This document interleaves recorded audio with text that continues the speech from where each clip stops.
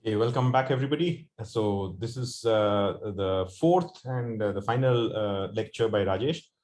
We will put all the recording as well as the compiled lecture notes online. So whoever wants to work through it will be free to do so. And so far as this lecture series is concerned, we have another set of lectures next month, which we will announce on the Indian Strings meeting Google group. And those will be given by we will announce in due course. Those will be given by Shandipan Kundu on effective field theories. Okay, so Rajesh, it's over to you.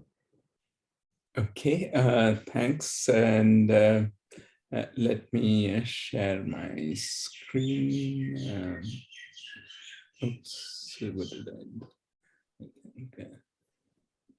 Shoot.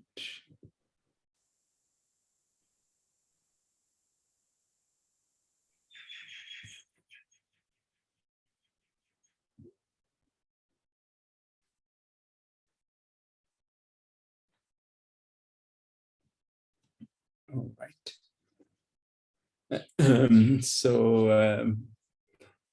Yeah, so oops, I think I lost it.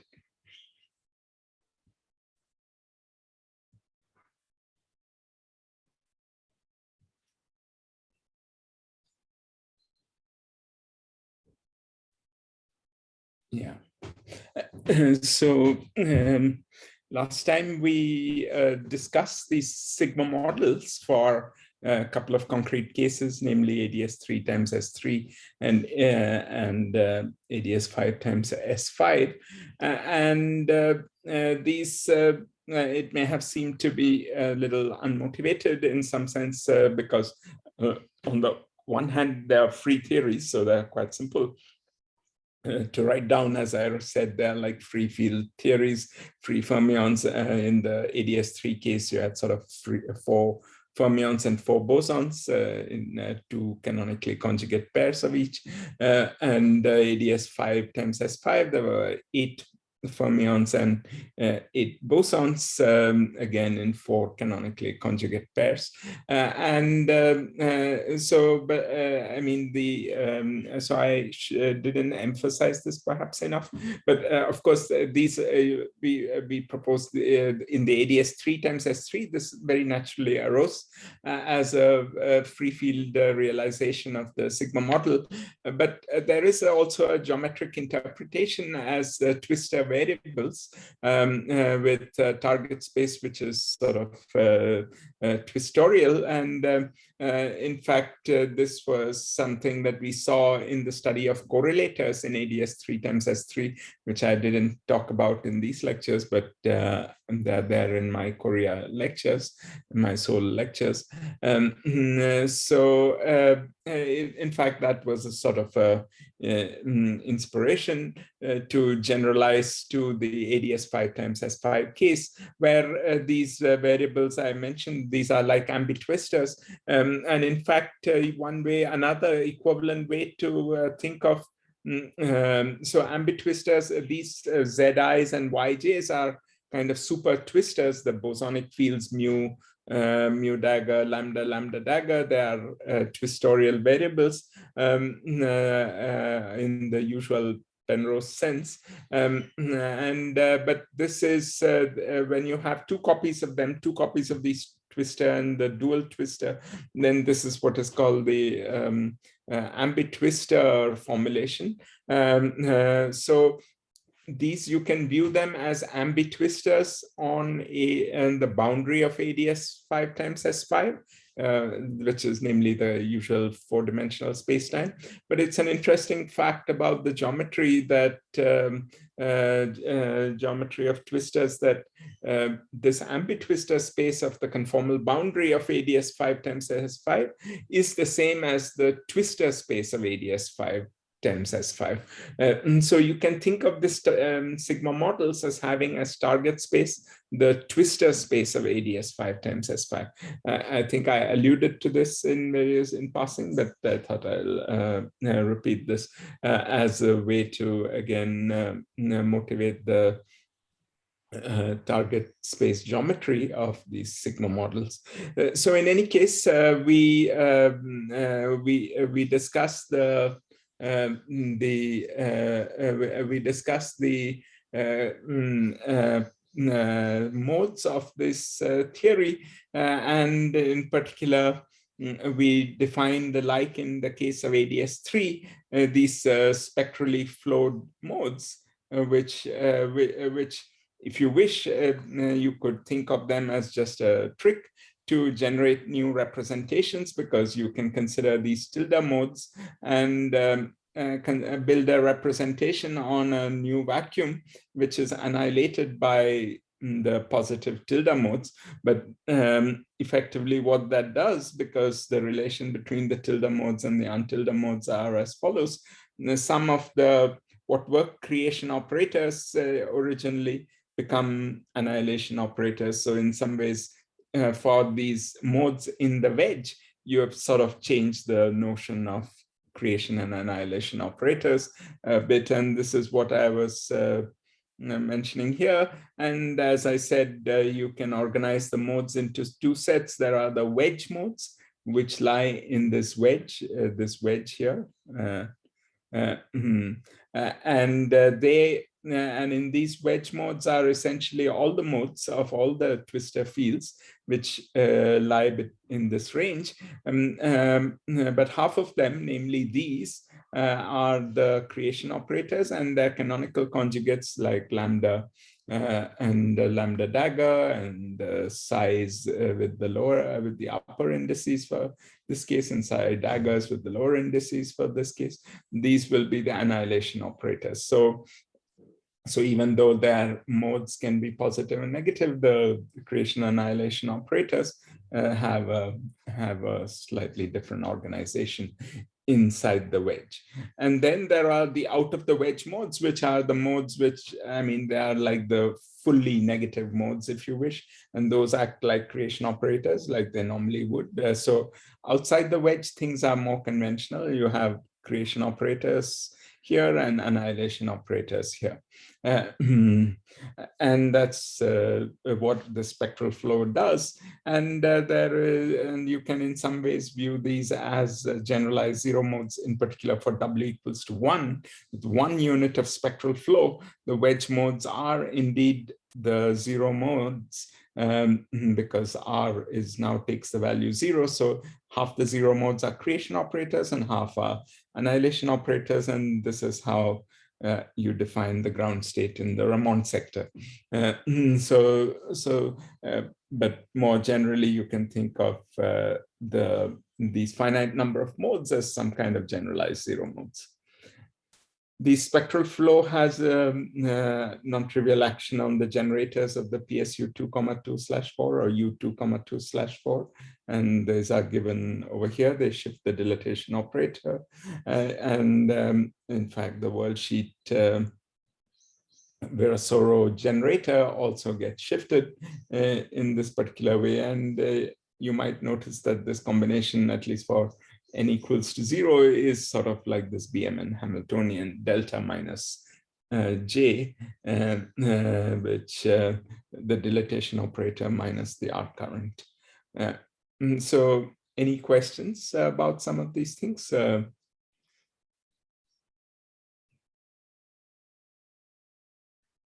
Okay. So let me now mention the quantization of this sigma model. So this is the proposal for the quantization. So we don't have yet a first principles quantization of this, which is something we are currently trying to work out, because in fact, what we do is follow the method suggested by the follow the approach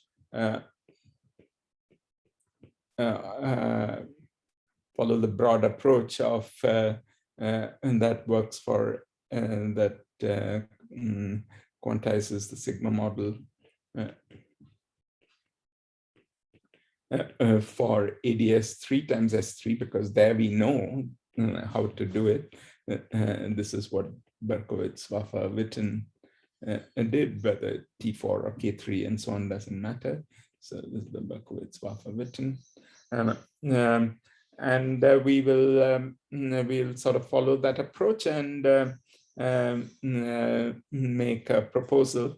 So this approach itself is fairly complicated, and I won't be able to explain all of this, but and then we make an analogous proposal for AdS 5 times S5.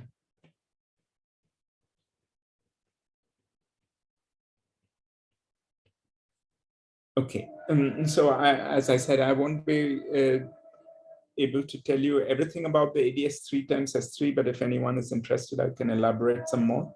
But just to give you a broad brush picture of what Buckwheats Buffer Witten did. Well, I mean, specifically adapting, I must say, this is Buckwheats Buffer Witten, and something we are currently investigating with Matthias and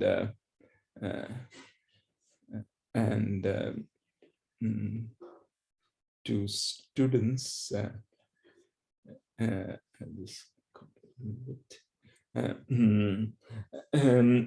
So this is adapting the Buckwheats Buffer Witten quantization to the k equals to 1 case, because the k equal to 1 case was very special, as I said, k equal to 1 case, so AdS 3 times S3. The theory was essentially topological, as I tried to explain the counting last time. But I'll just give a slightly new perspective, a different perspective on that. And I mentioned that we have only the generalized zero modes as physical states.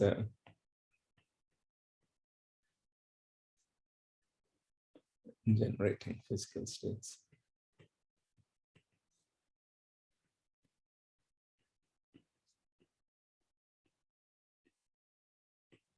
So, so the way Buckwheats Buffer Witten actually treated the quantization of the AdS 3 times S3 was so what they did was quantized the string by an embedding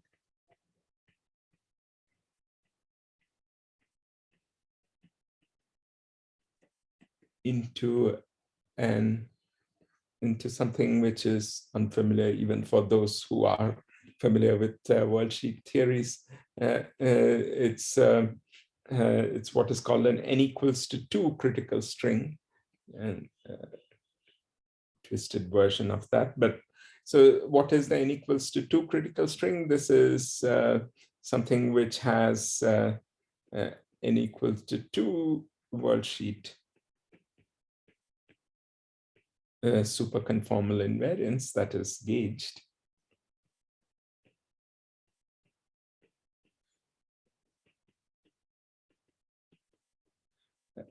So this is to be distinguished from, there are sigma models of superstring theories, example on Calabi-Yau's and so on, where the worldsheet has an n equals to 2, but n equals to 2 supersymmetry, but that is not gauged. Typically only an n equals to 1 is gauged in the usual superstring. So the remaining n equals to 2 is more like a global symmetry. But here, n equals to 2 critical strings are generalizations of n equals to 1 superstrings, in which the full worldsheet, there's a n equals to 2 worldsheet superconformal invariance, which is gauged. And this description, so here,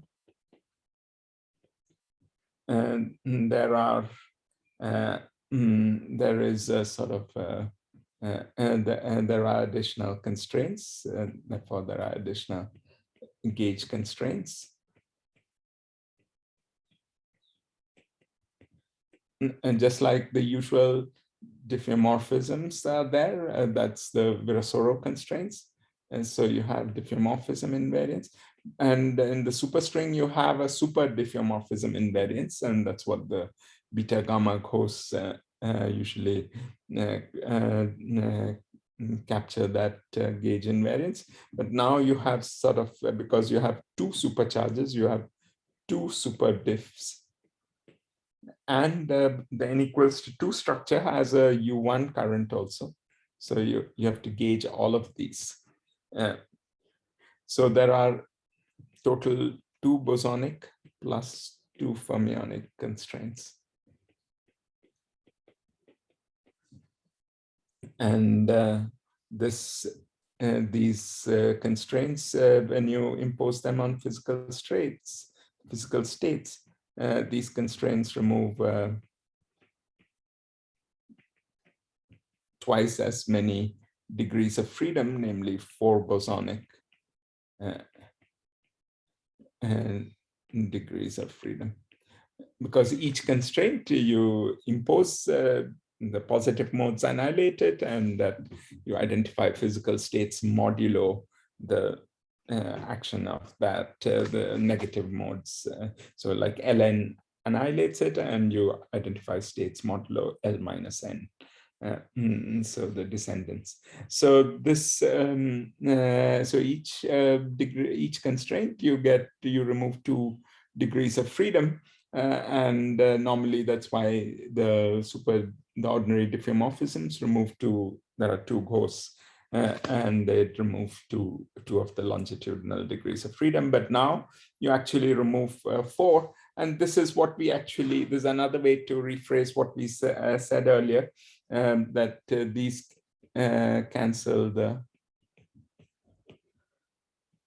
so these cancel the 4 boson plus 4 fermion matter degrees of freedom of the k equals to 1 theory.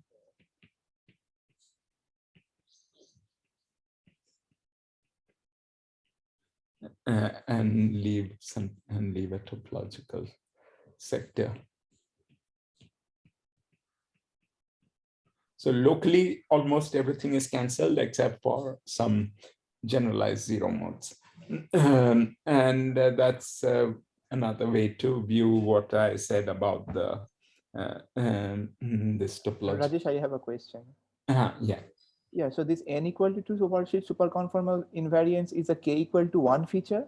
Because... No, that is true for any k. So this is until here. This is true for any k. What happens for at k equals to 1 is that the matter degrees of freedom, there are only 4 bosons and 4 fermions, and therefore the theory becomes topological. In general, the counting is like what I said earlier. You will have AdS 3 times S3 will have 6 bosons, bosonic degrees of freedom, right. And there will be 8 fermionic degrees of freedom, because this is what PSU 1,1/2 at level k would normally have had. The the diagonal bosonic blocks, you get an SL2R and an SU2, so you get 3 and 3, 6, and the off diagonal ones you get 4 each, so you get 8 bosons. So you still cancel 4 bosons and 4 fermions, but you'll be left 2 bosons and 2 fermions. Sorry, 2 bosons and 4 fermions. 4 fermions. And then that that combines with the you combine that with the sorry, I should have made a slight mistake.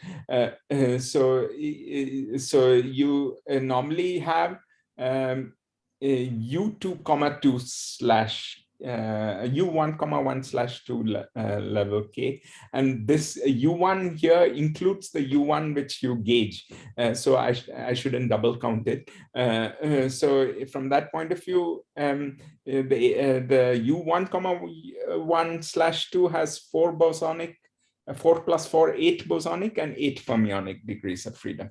And then you cancel 4 bosons and 4 fermions, you're left with 4. Again, left with 4 bosons and 4 fermions together with the T4, that gives you 8 bosons and 8 fermions. I see. Okay. Okay. Yeah. So I misspoke about the U1 current is the that this constraint that you're imposing. You have to impose it on the full theory, the U1,1/. And this worldsheet theory that you are talking about, this n equal to 2, so it's not the same RNA string worldsheet theory that we talk about, right? Even for k greater than 1. No.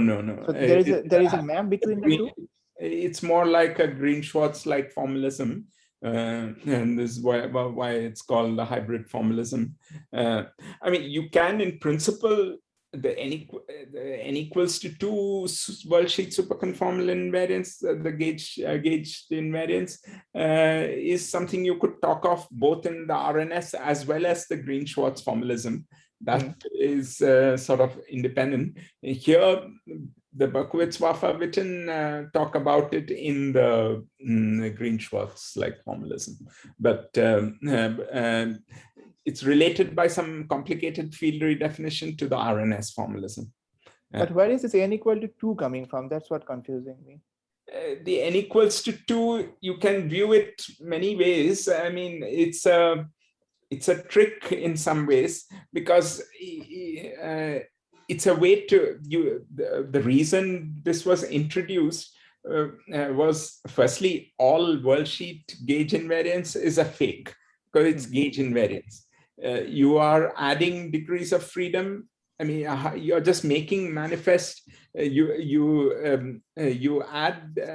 I mean, you can always by kind of in a fake way add new gauge symmetries, because gauge symmetries are redundancies. But it was convenient, and Berkowitz found it a convenient way to make the space-time supersymmetry manifest by adding degrees of freedom and then making a field redefinition to make these space-time supersymmetries manifest. So that was the reason to, so he wanted to have a Green-Schwarz-like formalism.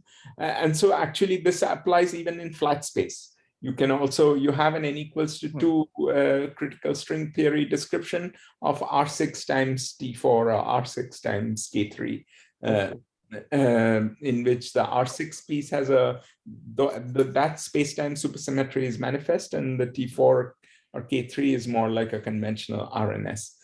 So if you want to make some of the space-time supersymmetry manifest, then then this is a useful way to, this is a useful trick or a useful method to this thing. And this, at least for the 6-dimensional space-time supersymmetry, this seems to be a good way to make it manifest. So it's not exactly more supersymmetry from the worldsheet point of view, because it's fake thing that you are saying, that you add fake, more. Yeah, then you gauge away the.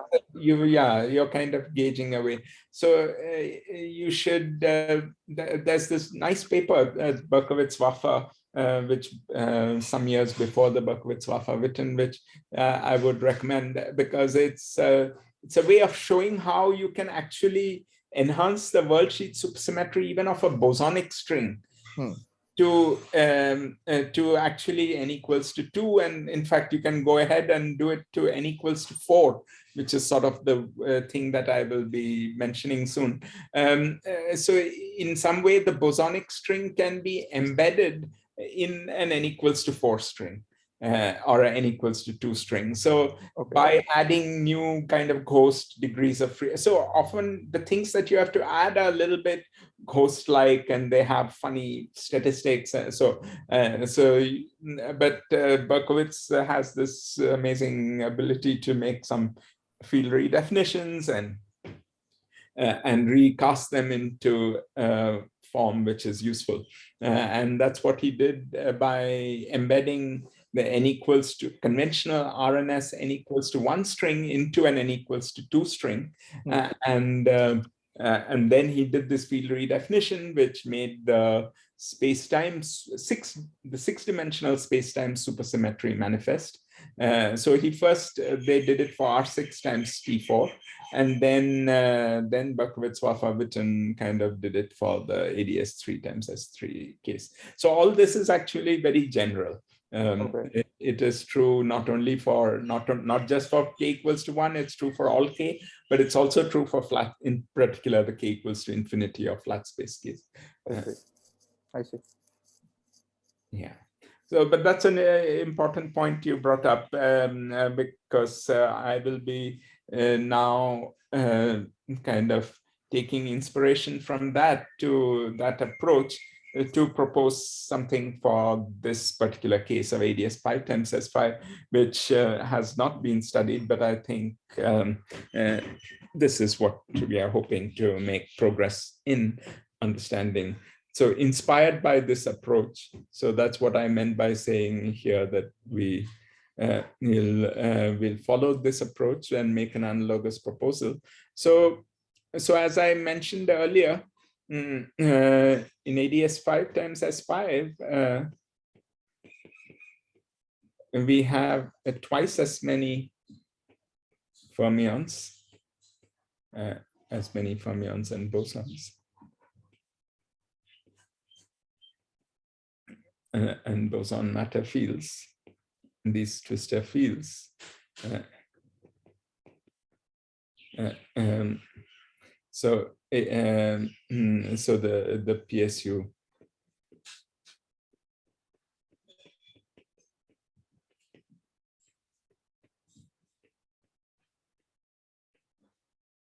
or I should again say the U2,2/4 theory has 8 bosons and 8 fermions.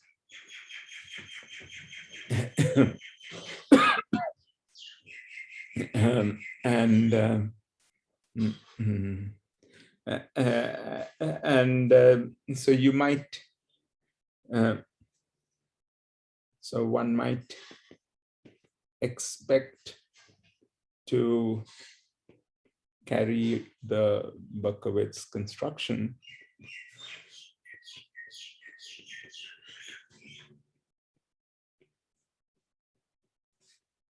further to n equals to 4 critical string.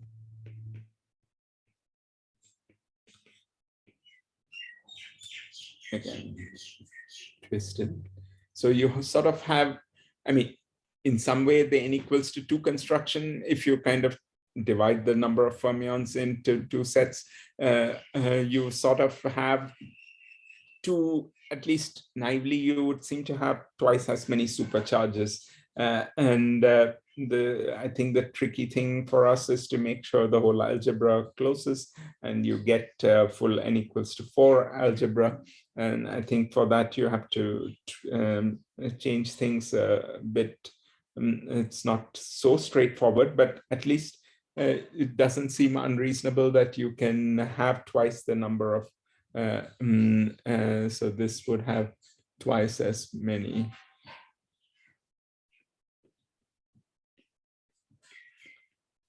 World sheet supersymmetries, which are gauged.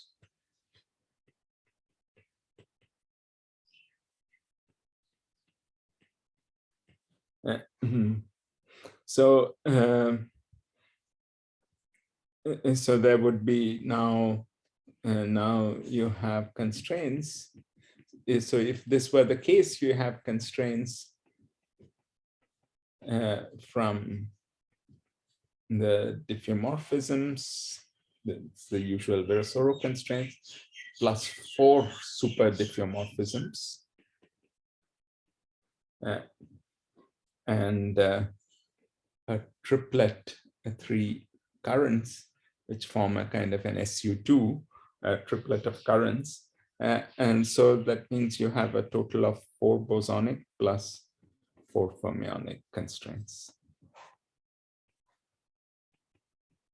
So,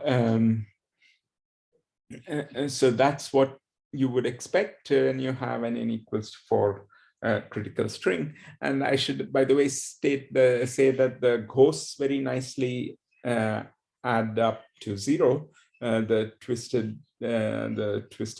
twisting gives the ghosts of the n equals to 4 string total central charge of 0. So the whole thing actually forms a critical string theory, at least as far as central charge goes. So you might expect something like this, and if so, then these would remove.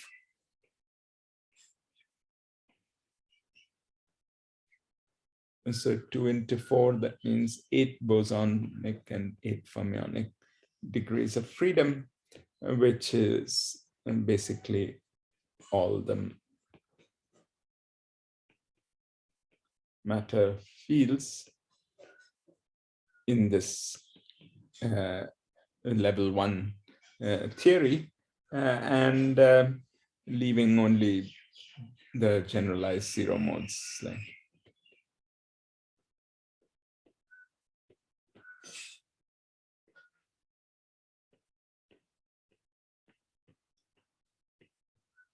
So that's our expectation.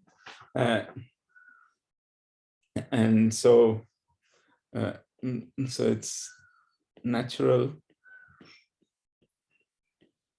to expect that we can remove all the out of the wedge modes, which are kind of like the non-zero modes, and only the wedge modes are physical, or the wedge modes generate physical states. So there's presumably some gauge in which you can gauge away all the out of the wedge modes, and you're left with only the physical. The physical modes are built from only the wedge modes. It's a bit like in light cone gauge, but except this you do it in a covariant way. It's like the old covariant quantization picture that if you look at Polchinski and so on, what one has, you impose the constraints on the Fock space and in a covariant way, and but remove then the degrees of freedom. And so so you would expect that only the wedge modes effectively generate physical states. And so let me again go back to this. So the proposal is that all these modes, which are basically these modes, are rather the things generated by the creation operators here. These are like the non-zero modes, and they can be gauged away. And it is only the ones that some set of the modes generated by the wedge modes are the ones that are physical. And recall that the wedge modes are ones where you have these acting on the spectrally flowed vacuum, and so that generates a Fock space that you can build in just from these finite number of these oscillators. So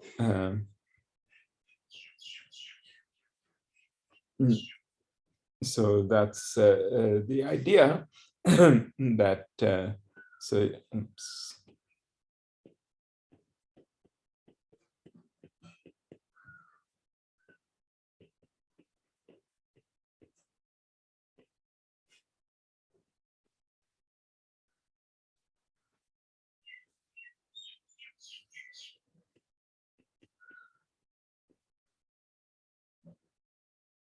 with sort of B equals to 3, 4, and A equals to 1, 2, and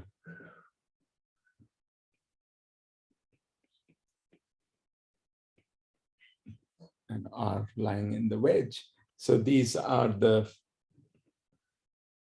creation operators on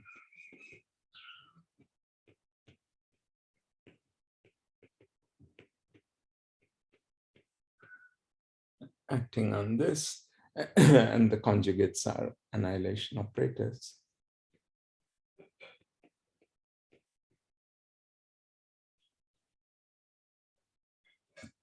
So we have a Fock space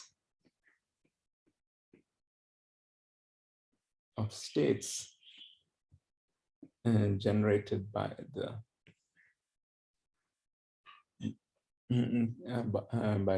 creation operators, and they are like W bits. There are only W of them in this range. So you have this Fock space of states, but we are not done yet. So there's a important claim then that the physical spectrum are the subset of this Fock space.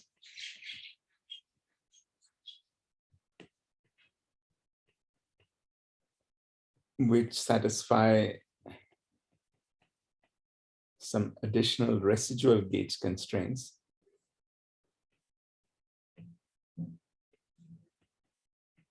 So often when you fix a gauge, there will be always some residual gauge symmetry that will act on these zero modes or the things that are not fixed, and you have to impose them in addition. So the physical spectrum, so therefore you impose two constraints. One is that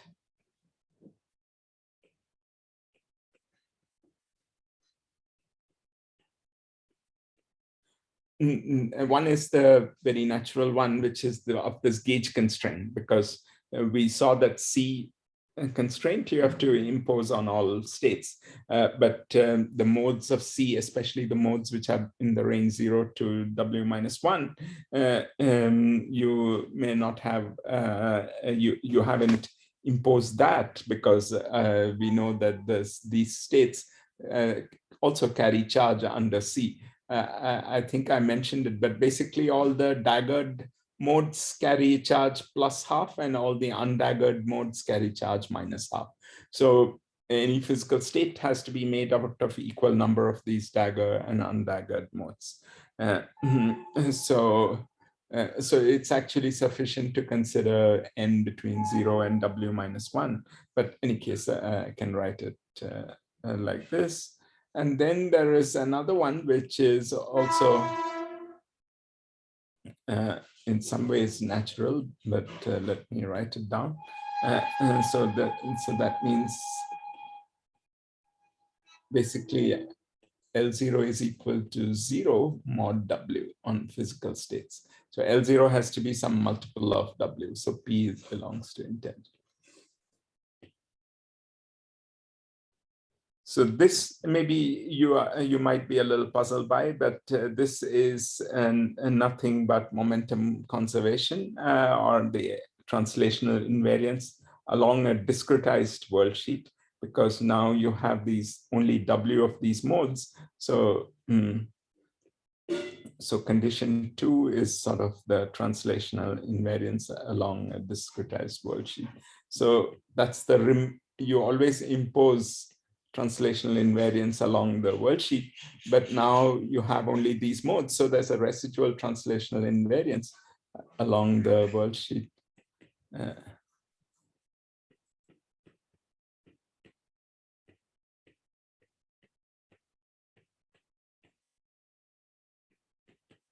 So that's what that is. And one is, I mean, the gauge constraint. That's the C gauge constraint. as I said. So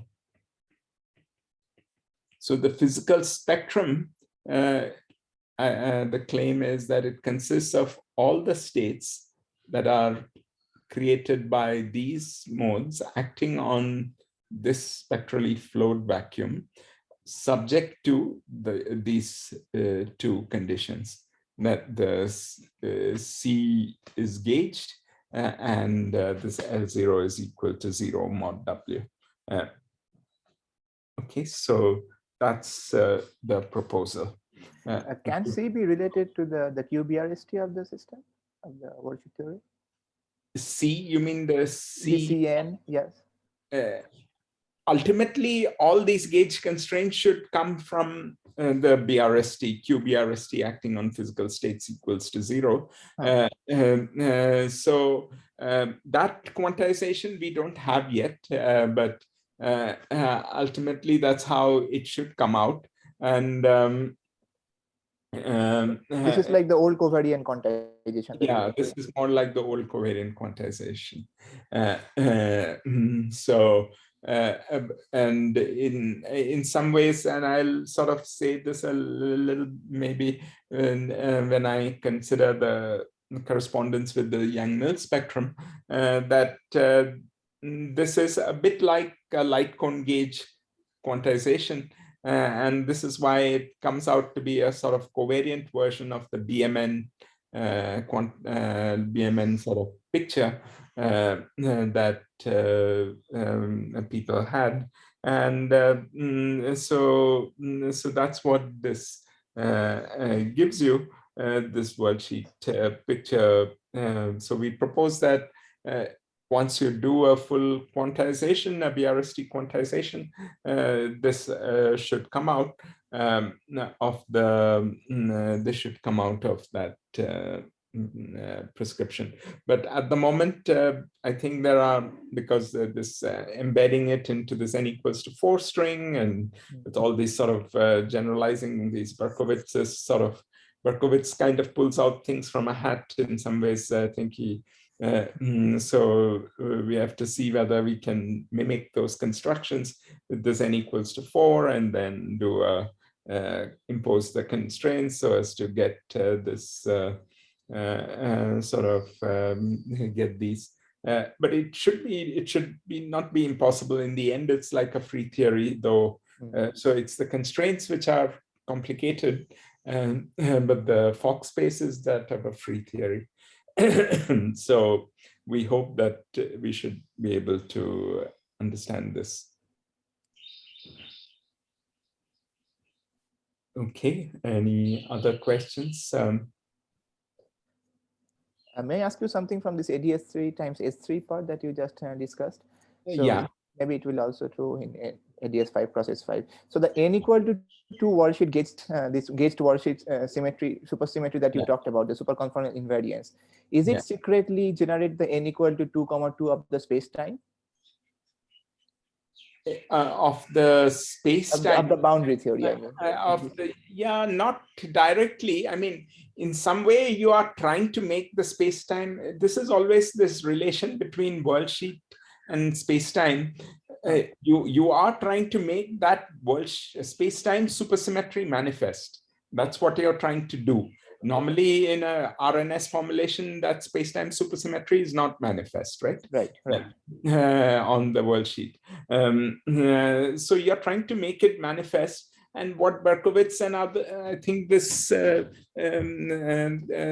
result of this is suggesting that to make that manifest, you have to somehow introduce more fake supersymmetry on the worldsheet.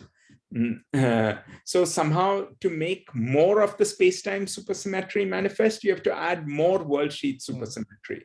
But the direct connection with this, I don't know how to, I mean, it's not at all transparent as it stands, but there may be I believe they are related. I think they must be related, but how that comes about exactly, I don't know. It's perhaps it's perhaps a bit like in this Giveon, Kutashov, Seiberg, and so on, the way in which they were constructing space-time generators out of the worldsheet generators and so on. So there may be some way in which you can do that kind of construction more naturally here. But that would be very interesting to understand, because I believe that's the reason why you need an n equals to 4 string here, because now the number of space-time supercharges is 32. Right. In the ES5 times S5 case. So, so you sort of need to double the number of the space-time. So to get double the number of space-time supersymmetries, you need to double the worldsheet supersymmetries, and that to the ones that you gauge. So because it's the gauge that's what gauge symmetry always does. I mean, it kind of makes some symmetries manifest at the expense of introducing more degrees of freedom. I see. Okay. So because it seems you have the same amount of supersymmetry on the space, I mean, on the boundary theory as well as on the worldsheet theory. Yeah, well, I mean, same, I don't know, but it's definitely double. I mean, it's not quite the same. I mean, in the sense that I think, yeah, okay, if you take left movers, right movers, it's n equals to 2, in that sense. Yeah. So right, so you could think of it that way. Okay. Yeah. Even in the RNS, I mean, there was this old theorem, right? I mean, that you need at least 0, 2 worldsheet supersymmetry if you want to have n equals to 1 supersymmetry in target space. In the target space, yeah. And so it's a bit in that direction. I see. Yeah. But that was in the RNS, where the n equals to 1 in the target space was not, I mean, in the space-time, it was not manifest, but yeah, here it's one of making it more manifest. Okay, and by the way, since you mentioned AdS3 times S3, let me add one thing also. So I in my lectures and SOL and everything, I talk about the spectrum of the AdS3 times S3 theory, and how you can write down the partition function explicitly, check that it is the same as that of the symmetric product, CFT, etc.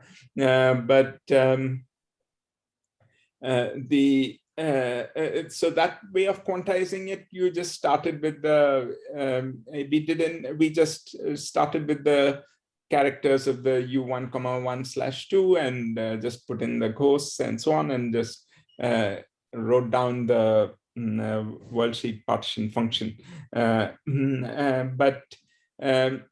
Actually, you could try to do the same approach that we have done here for the AdS5 times S5. You could follow the exactly same approach for the AdS3 times S3. Namely, you consider the wedge modes. Now there are half as many wedge modes there. And you consider these spectrally flowed sectors. So you only consider the wedge modes instead of earlier when in the paper with Lawrence Eberhardt and so on in 2018, we just considered the full partition function and then we put in the ghosts, etc. But here, if you do this sort of physical gauge of considering only these the analog of these wedge modes, creation operators, and you define a Fock space in exactly the same way. Again, you have two constraints, two sets of constraints. One is the gauge constraint. There is a similar expression for C over there to go from U1, 1/2 to PSU 1, 1/2. So you impose this and you impose this, you get a spectrum of physical states. Now I'm doing this only on the U1, 1/2 part, not on the T4 part. So I leave aside the T4 part and I just consider this part of the spectrum. So if you wish, it is the part of the spectrum I'm trying to see what you would get if you did not excite anything on the T4. If the T4 were, if you were, you only looked at the AdS3 times S3 part. So what do you find?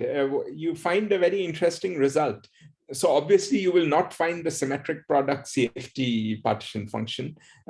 You will find only a subset of it because the symmetric product CFT, most of it comes from the T4 excitations.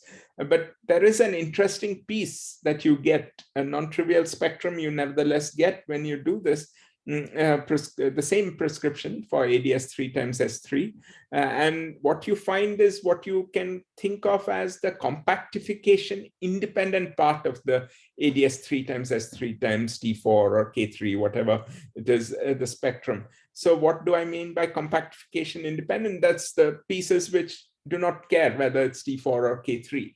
And there is a part of the spectrum which there's a non-trivial spectrum. In fact, for instance, you find instead of the usual spectrum of BPS multiplets, which depend on the cohomology of T4 or K3, now you find only one BPS multiplet, which is basically natural because if you are we're trying to look for the multiplet which is independent of the compactification, there is only one, namely the one which corresponds to the 0th cohomology, which doesn't know about the manifold itself. And in fact, you look at the quantum numbers, and this is where Justin's physics reports was very useful. Because they have written down all the chiral primaries of the symmetric orbifold CFT, and you can match them with the, I mean, from the cohomologies, you can correspondingly look at what are the states there, and you look at the worldsheet spectrum, and you find you reproduce precisely the quantum numbers of that compactification independent piece. For instance, in the chiral spectrum, a chiral part of the BPS spectrum, it is what I said, the 0th cohomology. But similarly, there are other pieces which involve the higher spin fields, which are independent again of the compactification. So you find a very interesting subsector of the full spectrum. And I think this is not something that has been explored very much. What is the compactification independent piece of the AdS 3 times S3 times T4 or K3? What is how do you characterize that? It is some subsector of the symmetric orbifold CFT, but we haven't found a good characterization of what that subsector is. We just, in fact, followed this prescription. And this prescription seems to give you that subsector because all the states we find seems to satisfy that compactification independent. It seems to be in correspondence with things you would believe to be compactification independent. So I believe there is a nice picture for that, which we haven't worked out yet. Okay, so Rajesh, if something is compactification independent, is it that the size of the compact manifold has gone to 0 so that all the states are infinitely massive? Yeah, you could sort of think of it that way. Yeah, that for those states are so that's one way to think of it. The interesting thing is what it corresponds to on this dual symmetric orbifold CFT. I don't know, Justin, do you have any idea? Have you? I was going to say, I mean, is it basically all the descendants of the symmetry algebra on AdS 3 cross S3? Or is it more than that? It is more than that. It is more than that because I think definitely all the higher spin symmetries are also there. There are lots of higher spin currents also. But there is more than, yeah, there are a lot of matter fields also, I think. Like even like this BPS multiplet is also not, I think, in the descendant, right? It's not a descendant. That's not a descendant. Yeah, the BPS multiplet is not a descendant. Yeah. But yeah. The natural thing I thought was, okay, the symmetry algebra is there and therefore... Yeah, so that part we will get. The symmetry algebra and the whole higher spin symmetry algebra is there. But there are fields which are charged under that symmetry algebra also. There is a set of matter fields which are charged under that.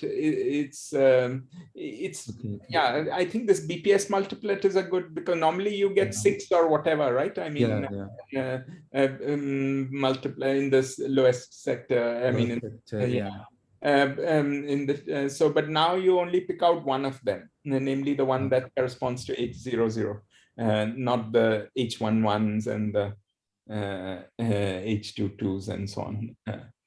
Okay, so that cohomology at 0, 0. Okay. Yeah, that's 0, 0, because that's the piece which is independent, right? That's always there for K3 and T4 and everything, it is there. So like Ananda said, it's the piece when you take the size of the manifold to 0 also, that's there.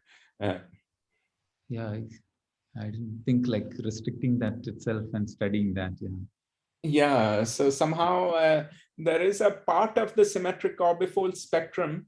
So it's interesting because naively you would think the symmetric orbifold it's T4, and so it's very tied to the T4, right? But there is a part of the thing which is independent of the T4.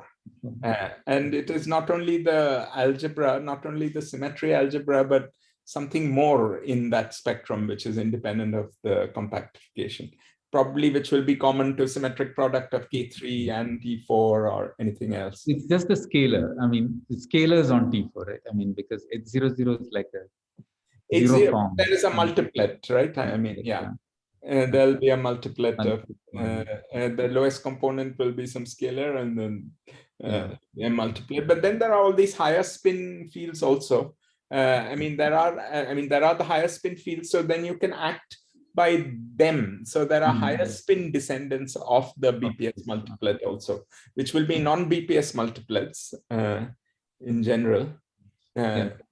So once you have a charged field, you can the higher spin generators are there, what we call the higher spin square. And so there is a large higher spin symmetry which will act on all the matter fields also and generate a big higher spin multiplet. So I mean, what about the 2-2 form, meaning the top form? That's not compact. Yeah, that is not there. Yeah, somehow that's not.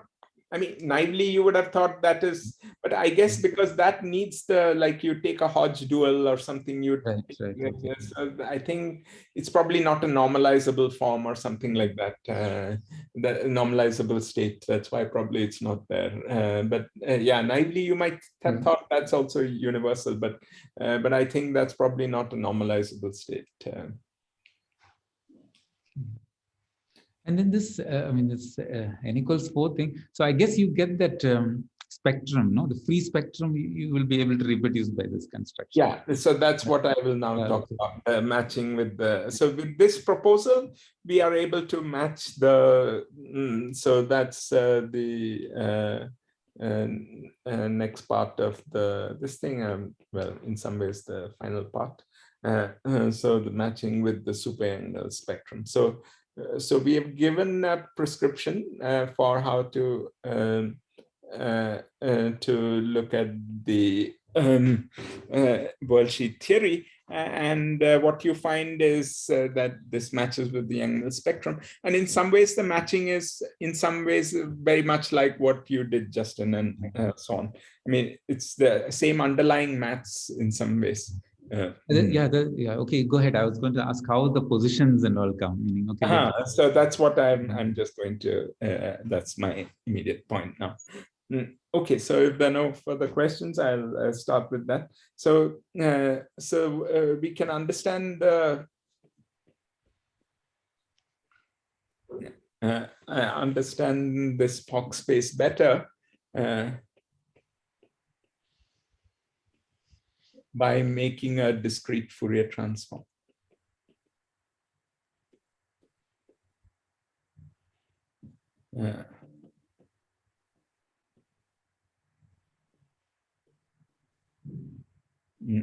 To, if you wish, position space, like Justin was asking.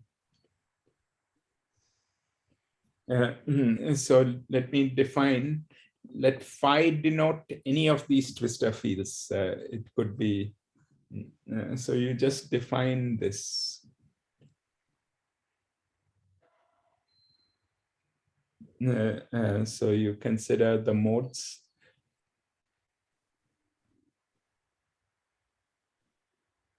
So in the W twisted sector, or the W spectrally flowed sector. So these are the momentum modes of any of the twistor fields.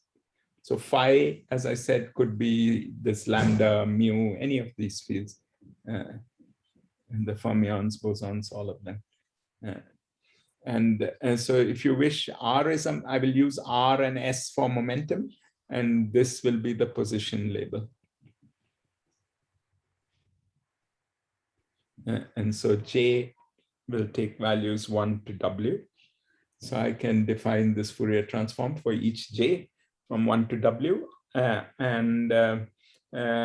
Then it is easy to see that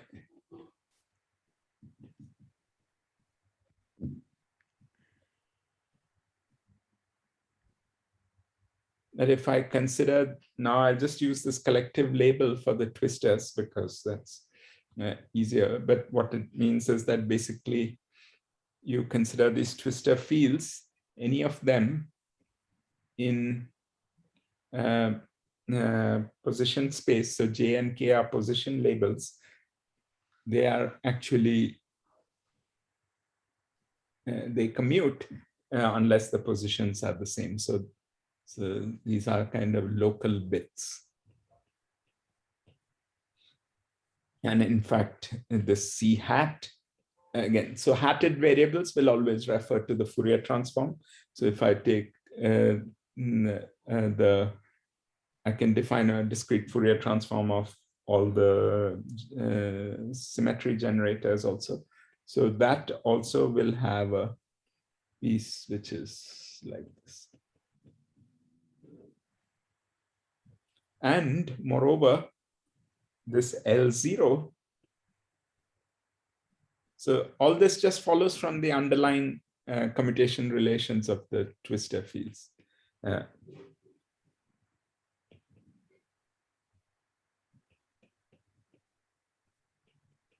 So this gives a discrete translation.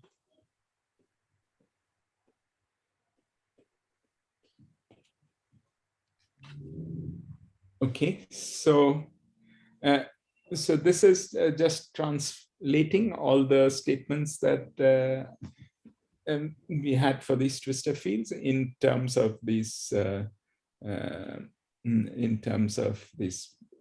position variables. So, but now you can actually, it's easy to see that our Fock space is just considering the Wth tensor product of each position site. I mean, each position.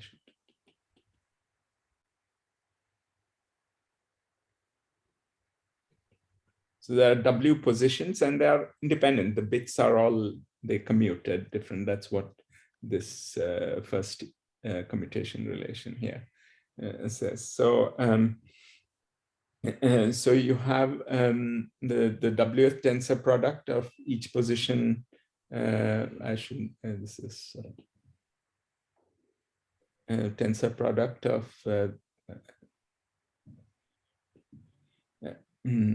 the states generated at each position.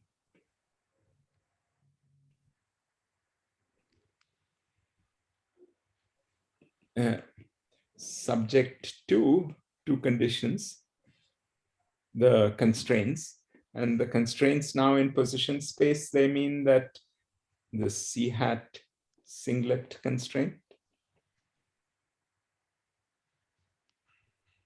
that's the constraint that tells you that each position space bit is a singleton representation.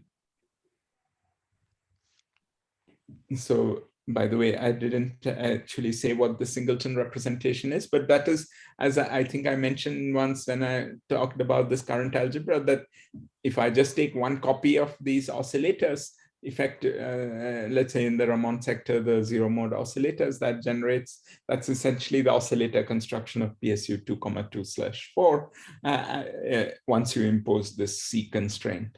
Namely, there are as many dagger modes as there are undaggered modes.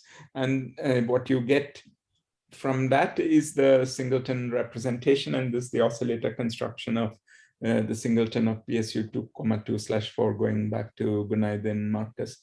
And this consists of essentially, what is this?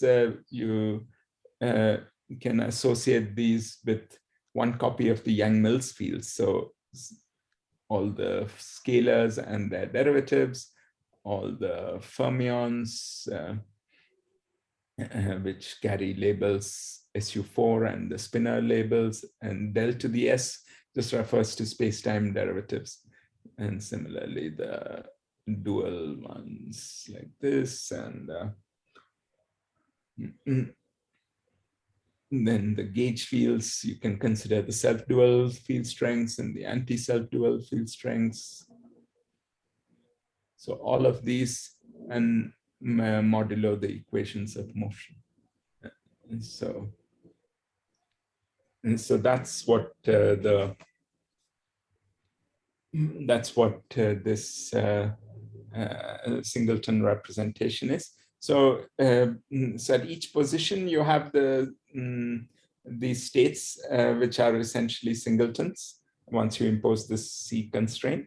And then you have this L0 equals to minus multiple of W. Because of this, what it means is that once I translate by, so this means that all the physical states are cyclically invariant.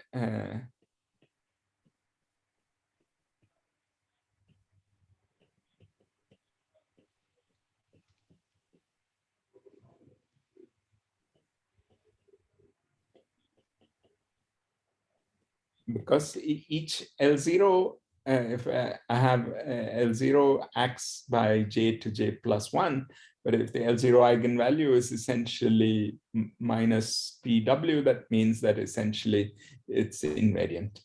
So that means acting on the full Fock space, it's just cyclically symmetric. So therefore, the spectrum of the string theory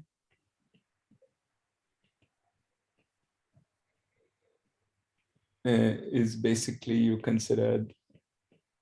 take these singletons, you take their tensor power, and you impose the cyclicity. And this is nothing but all the single trace operators of n equals to 4 super Yang-Mills with built out of W letters. Each letter is the singleton consisting of Yang-Mills field with any number of derivatives. And this is sort of the, so you know this from this construction of ICERT, and as I said, Justin, etc. So this is the thing that it matches very on the nose. So in some ways, it sort of makes it tautologies. It's almost like the string construction gives you exactly that Yang-Mills spectrum directly. It's sort of, the bits are what the string bits are really what the Yang-Mills spectrum gives you. So I wanted to give some intuition why this is a covariant version, this gauge conditions and everything. It's a covariant version of the BMN picture. But before that, any questions about this matching? What I will do is also, I have a little more time, I guess. I will also say, I will also just illustrate how this I mean, this might have seemed a very general and little abstract argument, but I'll illustrate for W equals to 2 how things work, and which will give you some sense for how the spectrum gets organized. But any questions about this? Yeah, I mean, Rajesh, I mean, Yeah. one of the things we had difficulty was like when you had this some L bits and another L bits, and they join and they become bigger. I mean, that sort of was like the 3-point function, which we imagined. But here it's natural, is it? I mean, that like we had to artificially like somehow say there's an overlap. So here, of course, we come have out naturally. Yeah, so maybe I should draw this picture here. So I mean, we are this thing which we are doing with Faizan and so on, that you heard a little bit about. It's to study these correlators. So I think. Indeed, I think it'll just come out very naturally from the string bit point of view. So what we have is essentially this thing with some number of, so you can think of,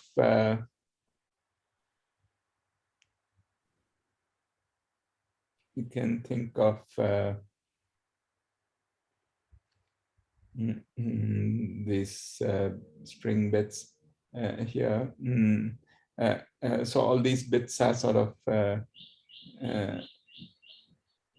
this is time, if you wish.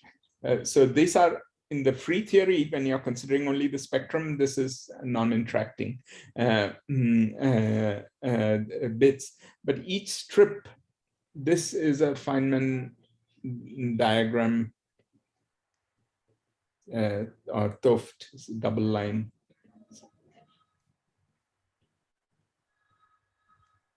Strip, and this is sort of the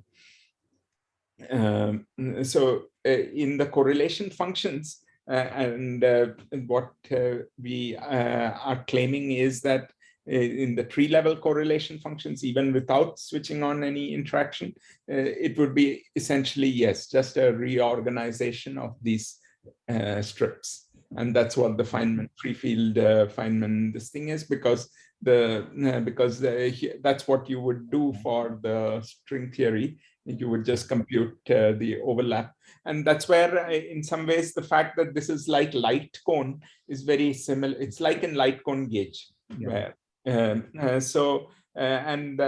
maybe so this there are many things. So it's like a covariant version of light cone gauge. In light cone gauge, of course, you don't have a rearrangement, whereas here you can have a rearrangement, right? It's not just W1 plus W2 is W1 plus W2. I mean, you can have a rearrangement, and I think that's why this is more like a covariant version. But the basic idea is the same, that it will be just coming from the overlap of these string wave functions, and because they are essentially independent, this is just the usual overlap that you have. So let me say a little bit about this this thing, why it's sort of like light cone. So this condition L0 equals to some multiple of W is kind of generalized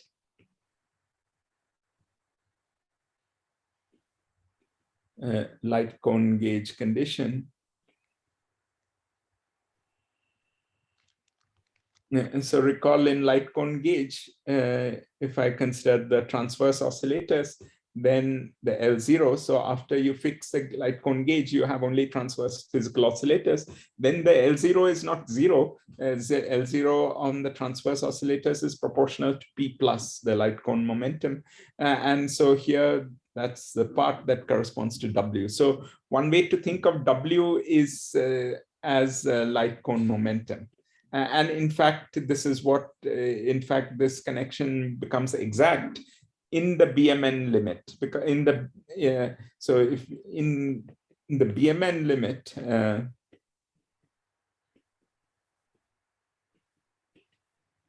of large W. So if you want to compare to BMN, you have to consider this states with large number of fields, namely large W. So indeed, P plus is proportional to W. And that's what BMN had this light cone gauge for the PP wave geometry, and the P plus was proportional to essentially W. So that this thing, in fact, you can say more at zero coupling. The BMN Hamiltonian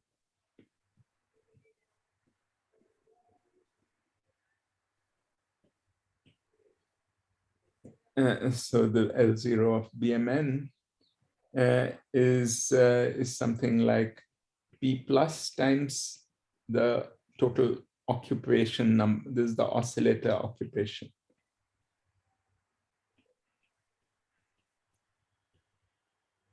And that, so you should, this will be proportional to P times W.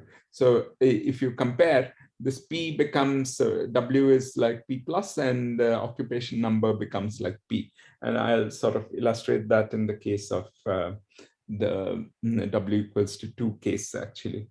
So what we have here is a generalization of the BMN picture away from large W.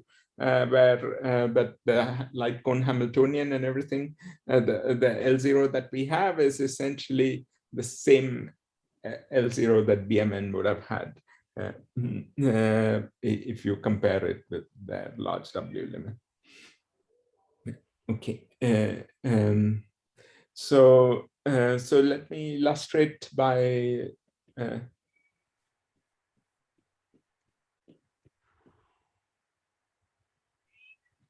the matching of spectrum at small w. So first couple of cases are very simple. W equals to 0. Let's just apply our algorithm. Well, W equals to 0. There are no wedge modes at all. There's only the NS sector vacuum. And if you wish, that is what you would call at W equals to 0 in a language. That's a spectrally unflowed. And this is the only physical state. So only this survives, because this obviously satisfies L0 equals to 0. And for W equals to 0, that's the only condition. L0 must be equal to 0. You have the C, it was also annihilated by C's. So and that's very natural that this corresponds to the identity operator in the super-elements. So if you wish, no bits at all. Then W equals to 1, what do you have? So only 0 modes, the Ramond sector.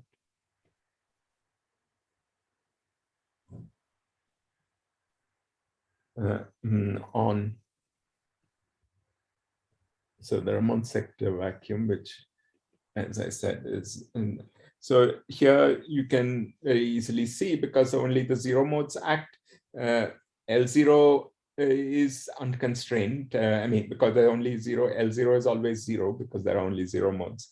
And the C0 constraint just tells you that you have to have a singleton. So this is the case where W equals to 1, you just have the singleton representation.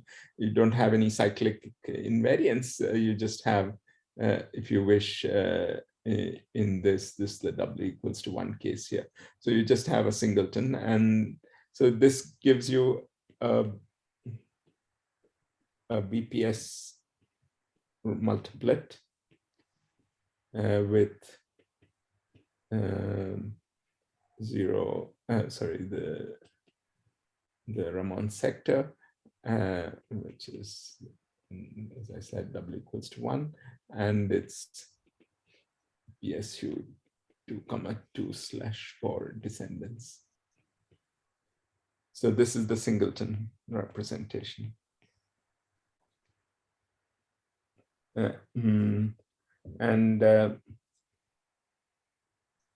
And this, so as I said, this is just taking one copy of the Yang-Mills letter and taking the trace. So this is actually absent in SUN theories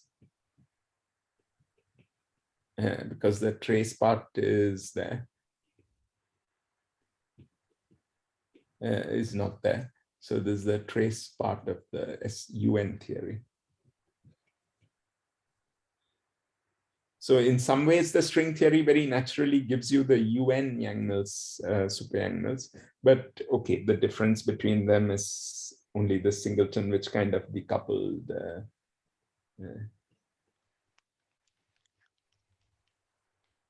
So far it is not very interesting. By the way, I should have said something. Yeah, well, let me state this for W equals to 2. So now things start becoming interesting. This is the first case where things start becoming interesting. So now L0, remember, L0 is a multiple of W. So you can have, and it turns out you can verify that only L0 has only negative values. So you can have L0 equals to 2, and then -2, -4, and so on. So -2p in general. So you want to impose this constraint. So you can look at the first case where L0 equals to 0. So this is basically this now with W equals to 2, and it's PSU.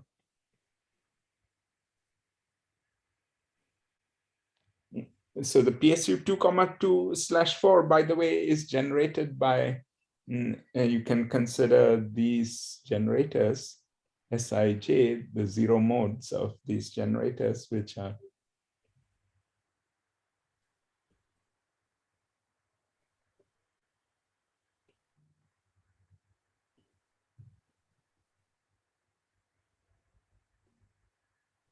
so these are the global generators.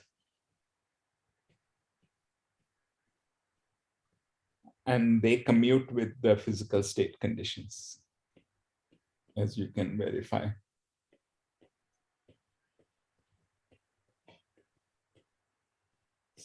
So that's why all states are automatically in representations of these. So you can consider always there will be the vacuum, the spectrally flowed vacuum will always be a physical state, and you can consider its descendants. So this will be there for any W, and these give you the BPS multiplet. So for any W, there will be always the BPS multiplet, and that corresponds to when L0 is 0. And more specifically, it's always the 0W and its descendants.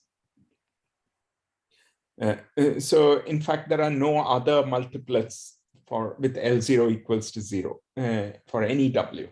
The non-BPS multiplets always will have L0 non-zero. This is like, again, in the BMN Hamiltonian. The BMN vacuum state is the one which has this delta minus J is 0, and more generally the L0 is 0. But then the others, the non-BPS multiplets, are the ones which have non-zero L0. So in the case of W equals to 2, this is the stress tensor multiplet, which consists of two letters, bilinears of the Yang-Mills fields. So the stress tensor multiplet. And so if you wish, you can write its quantum numbers. So the way you normally write the quantum numbers is as follows. So these are the SU2 times SU2, which are basically Lorentz indices.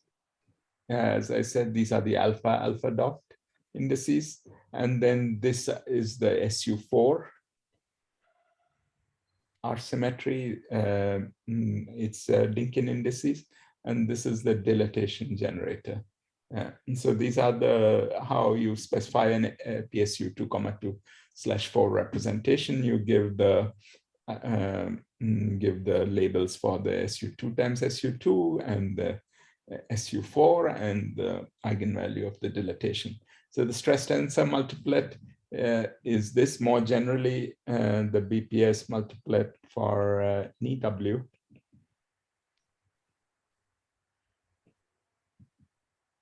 is the one that perhaps many of you are familiar with. It is the state with Wth symmetric tensor. So it's the thing that you start with trace of phi I, phi j, phi I1, phi In of W of them, and totally symmetric traceless representation. And the BPS, so their eigenvalue is always W. The dilatation, their conformal dimension is protected. So this is always there for any W. And it always comes with the L0 equals to 0 part. Yeah. Okay, so that's the BPS part, which you see for everything. But then there is also, so you can go on when L0 equals to -2, what are the states? So you can be very explicit here. That's the nice thing. So you can define this Konishi state. So what do we have? We have these, you want to construct a state which is the lowest state which has L0 equals to -2. So you need the simplest state you can consider is when you take now for W equals to 2, the wedge modes are plus minus half moded. So you can take the 4 of the fermions with all modes equal to plus half, and that generates something with L0 equals to -2. And you act it on the BPS vacuum, and you define this new state. And you can see that this has the quantum numbers precisely to be the highest weight state of the Konishi multiplet. So this is the state which has quantum numbers 0, 0. And now it's a singlet of SU4, but it also has conformal dimension 2.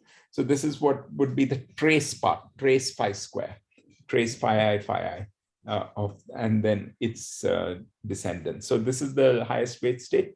And then you act by PSU 2,2/4 descendants. So this is the simplest non-BPS state you can have. And but you can consider L0 equals to more general, any even number. And what is that? That also can be described very explicitly. You start with now here I used only the half modes of the fermions, but I can use also the bosons. And bosons here, these were the maximum number of fermions I could add, because I have only with any particular mode number, I have only 4 fermions which act as creation operators. So these are the only 4 I could non-trivially act. But bosons, I can have repetitions of them. So I can consider half modes of these. So I can consider arbitrary a product of bosonic modes. So I have only these bosonic, the mu daggers and the mu's are the only bosons that act non-trivially. So I have these, and then I can act by a Konishi on the Konishi multiplet. The Konishi multiplet already has L0 equals to -2. So that's why I need to consider only 2p -2 of these, so that the total L0 is -2p. And what are these? These, you can now look at the quantum numbers. You see, and these are now carry quantum numbers under the SU2. And they are totally symmetric representation of the SU2 times SU2. They carry singlets under the SU4, because this was a singlet of SU4, the fermions. and they have conformal dimension 2p, you can check. So they have this quantum number. So they carry spin now under SU2. They in fact have spin 2p minus 2.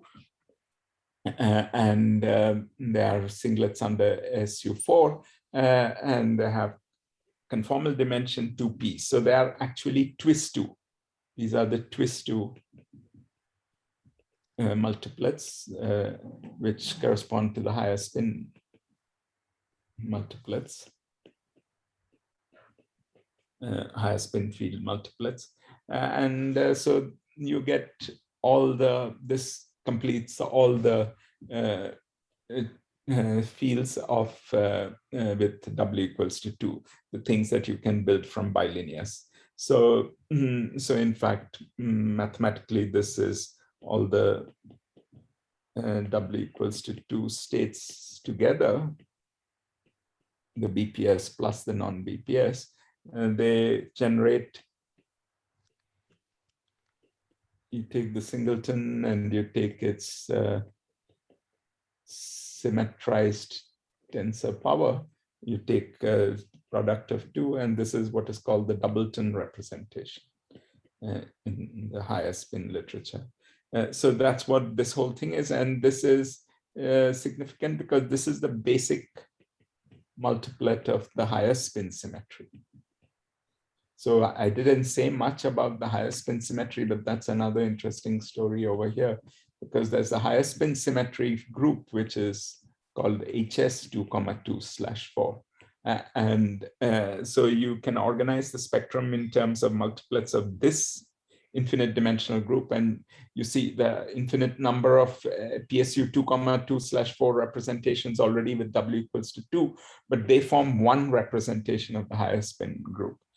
So you can actually collapse many PSU 2,2/4 representations, typically an infinite number of them, into one higher spin representation and organize the spectrum in terms of these. And this was actually kind of described nicely by Bianchi and collaborators.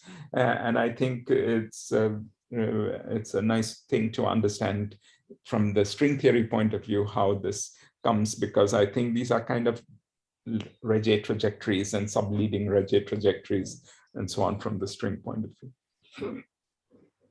So that's to give you a sense of what the multiplets are. And I think that's sort of more or less what I had to say concretely.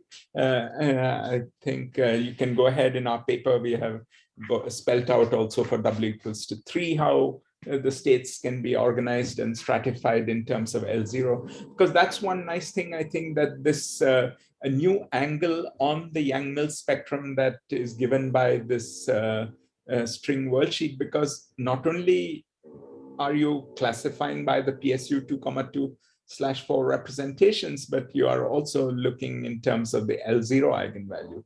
So it's a further stratification. So not just in terms of the number of letters W, but you can organize within each within each W, you can organize them into things based on the L0 eigenvalues. And that I think is because that's a worldsheet concept. It is the worldsheet Virasoro, the remaining gauge. Thanks for the talk. I have to go soon, actually. Sure. Yeah. Thank you. So actually, catch sometime again. Yeah. No, anytime if you want to chat, we can have a call. So anyway, maybe I'll stop here and thank you, everyone. And if there are further questions that we can.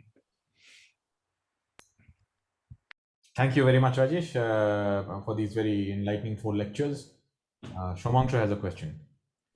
So it's quite premature. So when you study string theory in AdS in RNS formalism, we know that this winding 0 sector or W equal to 0 sector gets projected out by GSO. Okay. But here in the AdS5 case, you show that the W equal to 0 survives. I thought at the level of the algebra, they are quite the same, but exactly what's going on? Yeah, maybe the confusion is that there's a slight shift in the terminology of W from what we used for the AdS3 times S3. Okay. Because there W equal, so here we start with the NS vacuum as W equals to 0, and then we spectrally flow. And W equals to 1 is the Ramon vacuum, and so on and so forth. Whereas what we had in AdS3, it's really the W equals to 0, what corresponds to W equals to 0 was the Ramon vacuum. Right. So in some sense, yeah, you can project that out there, because that's like the center of mass thing. So you don't need to, it depends, like in the Young-Mills case, you can either work with the center of mass thing or not. Okay, so basically in the AdS3 case, you are relating the W spectrally flowed sector to the W-1 twisted sector. But here you are saying that the W spectrally flowed sector is related to the W bits, not W-1. That's where the shift is coming from. If you measure W from the Never-Schwarz vacuum. From the Never-Schwarz vacuum, okay. If you measure from, so when we did earlier, and in some ways in AdS3, it is more natural to measure from the Ramon vacuum in some ways. So that's why we chose that convention. And in that case, the Wth spectrally flowed sector was the same as the Wth twisted sector. But if you want to compare it to this convention, then it is W-1. Yeah. Okay. Thanks. So in fact, that raised the question which we haven't also understood, that in some ways, I said earlier that we had this W, I mean, you could apply the same procedure like we did over here, this way of organizing the spectrum, we could apply to AdS3 times S3. From this point of view, it's almost as if there is an extra cyclic symmetry, which is of order W, which, but if it corresponds to the W-1th twisted sector, that doesn't have an obvious cyclic symmetry of order W, right? So what is that is something it's a little mysterious for us. And this is perhaps why, I mean, the symmetric orbifold, it's not quite like a trace. Because you have all the rest of the cycles also are there. I mean, they're maybe trivial, but they are kind of singlets. Unlike in Young-Mills, it's a trace and you have W letters and there's an obvious W with cyclic symmetry. But in the symmetric orbifold, when you look at single cycle states, you have something of order W-1, but this suggests that there is actually a cyclicity of order W. And that is maybe related to some of these, there are some, I think this subtlety is somehow important for some purposes, because the worldsheet naturally gives you something in which you have a cyclic invariance along the W bits. So if you wish, the W-1th twisted sector is really built out of an extra bit. There is a kind of a extra bit there. So the untwisted sector really has 2 bits, which is natural, because you kind of, the untwisted sector is the thing which has the currents and so on, right? I mean, that is built out of bilinears of fields. From the symmetric product point of view, but the Z2 twisted sector is really, you're saying now it has 3 bits. But where does that 3 come from? The extra 1, So it's a little, that's a little puzzling, and I think there's something to be understood there. It's some extra kind of symmetry that is there. And this might be the reason why all these people who tried to do integrability in this picture, it wasn't quite working out. Maybe it's because you have to really consider W+1 bits or something. I mean, the bits are not quite what they are in Yang-Mills. Okay. Yeah, so that's anyway my general comment on that.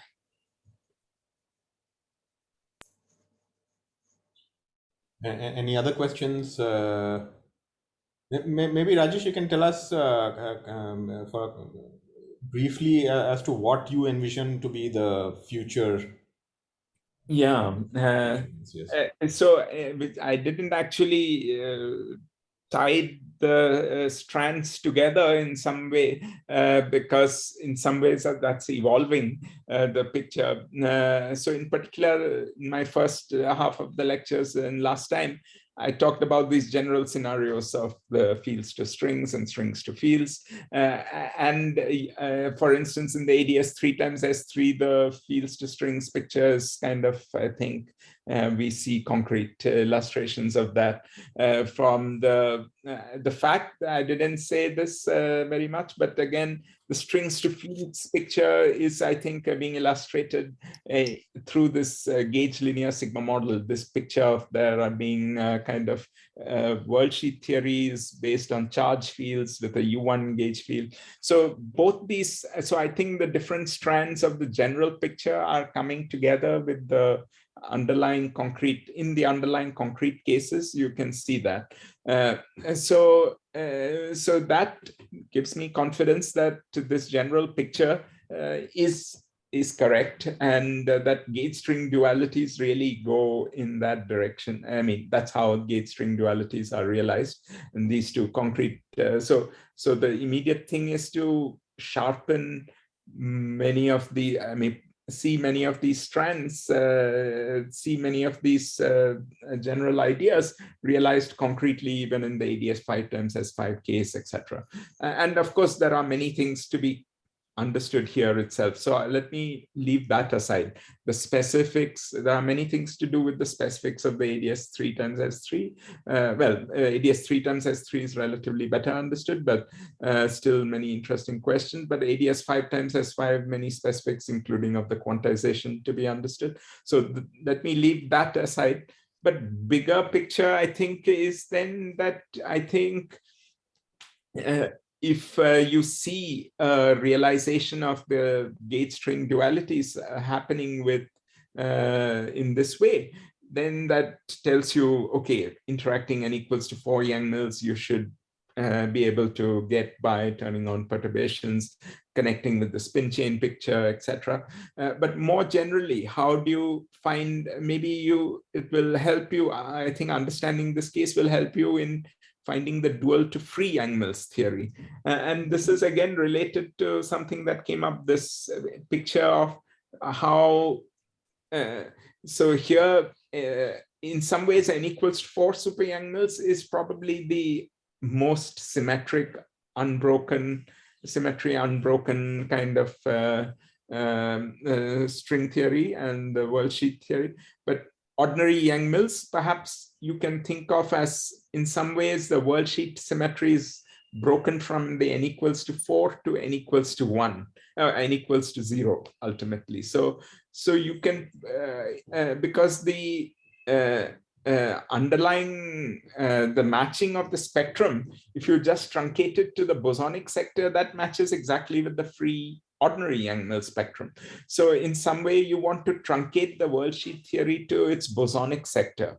And so there must be some way to do it while maintaining criticality and everything. And I think this is where this old idea of Buckwheats Buffer, of the uniqueness of string theory, that somehow there's a sort of a very unbroken phase, and then you can kind of realize many bosonic string vacua and so on.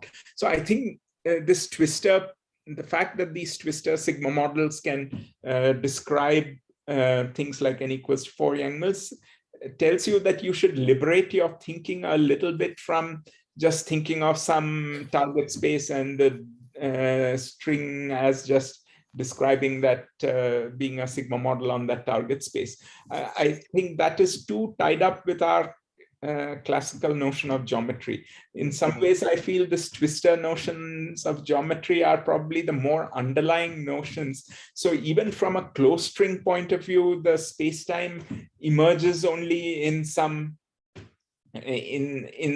more intricate way through a twister formulation, etc. And the underlying string theory is not.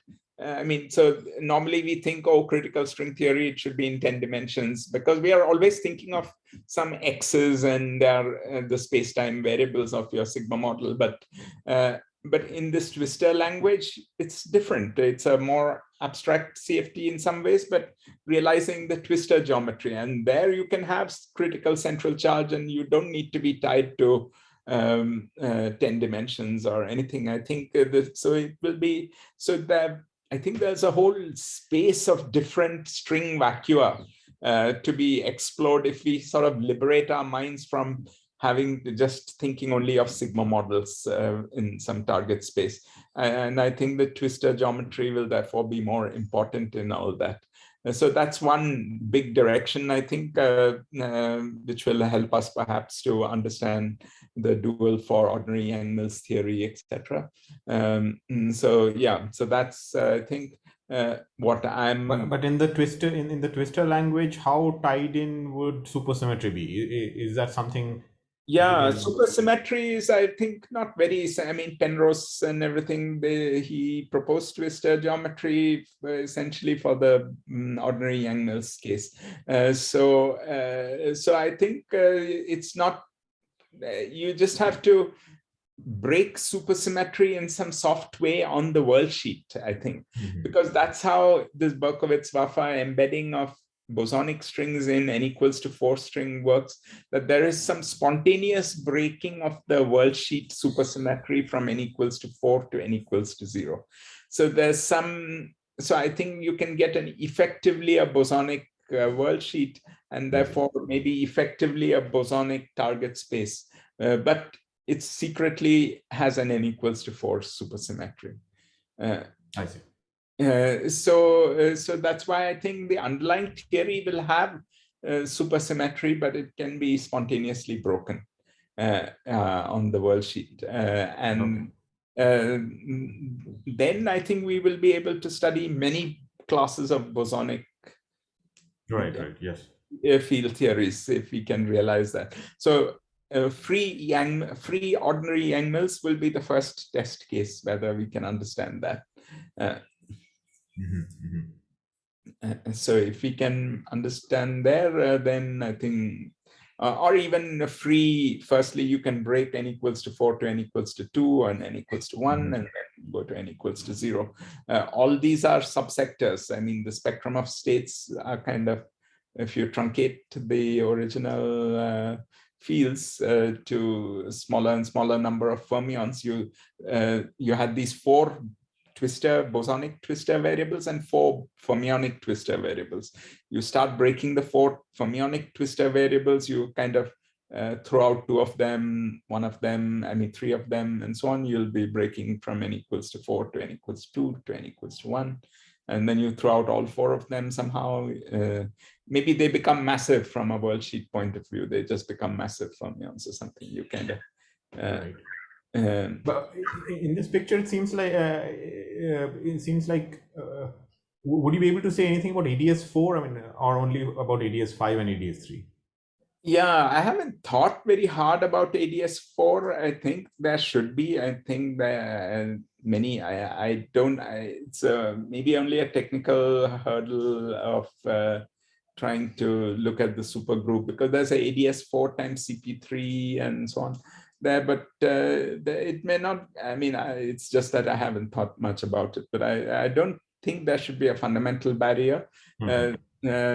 I mean, as you know, in ADSs, there are 2 natural subsequences, the even ones and the odd ones.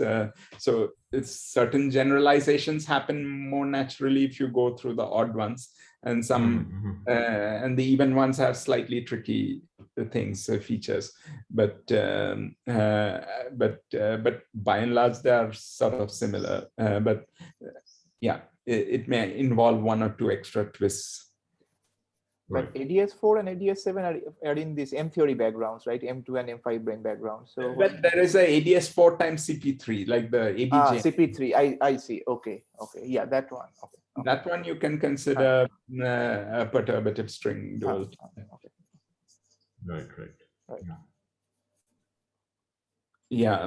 AdS4 times S7 will be difficult. Maybe there exists. Yeah, that because you normally understand it as some strong coupling limit of the AdS4 times CP3. So the type 2A theory on AdS4 times CP3, you take certain limits and you understand that. But the AdS7 is an isolated theory as far as we know. So that one, I don't know. No, I have no idea of that. I mean, because all this relies on a perturbative string description. But maybe there is for AdS7 also, people have tried, but then maybe there is a way to consider a sequence like ABJM, which, but I don't think anyone has made any progress on that. Okay. Yeah, I think we should thank Rajesh, all of us, for giving us his time and also educating us about this very technical but very important subject. And hopefully these lecture notes as well as the lectures will form a useful first source to get into this field for whoever is listening. So thank you, Rajesh, very much. And I will stop the recording here. Yeah.